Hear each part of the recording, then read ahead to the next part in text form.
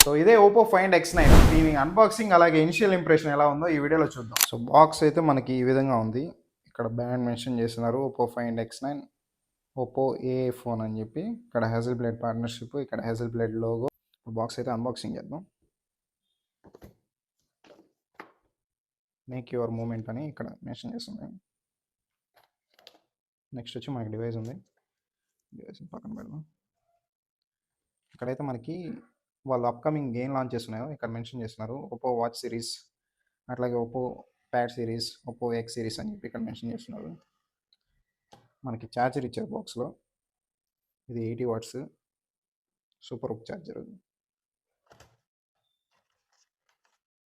అట్లాగే type A to type C port cable ఒకటి ఇచ్చారు. సిమ్ ఎజెక్టర్ ఫోన్తో పాటు మనకి కేసు కూడా ప్రొవైడ్ చేస్తారు.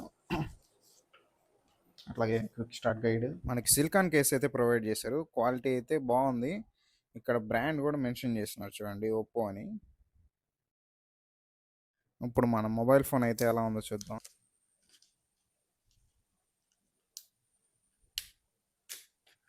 నాకు ఇన్ హ్యాండ్ ఫీల్ వరకు చాలా ప్రీమియంగా ఉంది.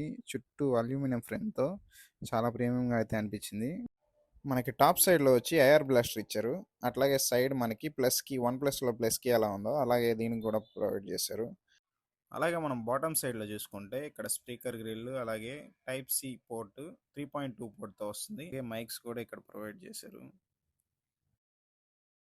ఇప్పుడైతే మనం కేసెస్ చూద్దాం. పర్ఫెక్ట్గా ఫిట్ అవుతుంది. కలర్ని కూడా ఏ మాత్రం డిస్టర్బ్ చేయకుండా చాలా బాగుంది.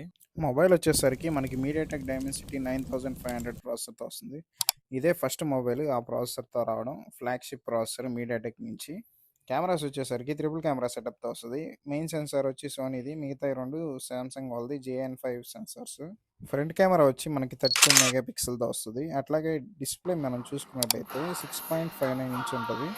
1.5K AMOLED డిస్ప్లే ఇది. 120 హెర్ట్జ్కి సపోర్ట్ చేస్తుంది. 3600 నిట్స్ పీక్ బ్రైట్నెస్ అయితే ఉంటుంది. అట్లాగే స్టోరేజ్ టైప్ వచ్చేసరికి 2 వేరియంట్స్ 12, 256, 16, 512 జీబీతో వస్తుంది. బ్యాటరీ వచ్చేసరికి మనకి 7025 mAh బ్యాటరీ ఉంటుంది. 80 వాట్స్ సూపర్ హుక్ ఛార్జింగ్కి సపోర్ట్ చేస్తుంది. అలాగే 50 watts air hook charging support చేస్తుంది. అట్లాగే మనకి IP66, 68, 69 వాటర్ అండ్ డస్ట్ రెసిస్టెన్స్కి అయితే సపోర్ట్ చేస్తుంది. మొబైల్ ఫోన్లో అయితే మనకి కొద్దిగా బ్లోట్వేర్ అయితే ఉంది. ప్రీ ఇన్స్టాల్ యాప్స్ అయితే ఉన్నాయి. ఇంత డబ్బులు పెట్టిన తర్వాత కూడా మనకి ప్రీ ఇన్స్టాల్ యాప్స్ ఇస్తున్నారు. అట్లాగే out of the box colour 16తో వస్తుంది. అది ఇండియాలో మనకి డైమెన్సిటీ 9500తో వచ్చిన ఫస్ట్ మొబైల్. అట్లాగే స్నాప్డ్రాగన్ 8 ఎలైట్ Gen 5తో ఇది దగ్గరగా కంపీట్ చేస్తుంది. దగ్గరగా 3.4 ఇది స్కోర్ చేస్తే 72 స్కోర్స్. అది మనకి 3.8, 3.7, 4 దగ్గరగా స్కోర్ చేస్తుంది స్నాప్డ్రాగన్ 8 ఎలైట్.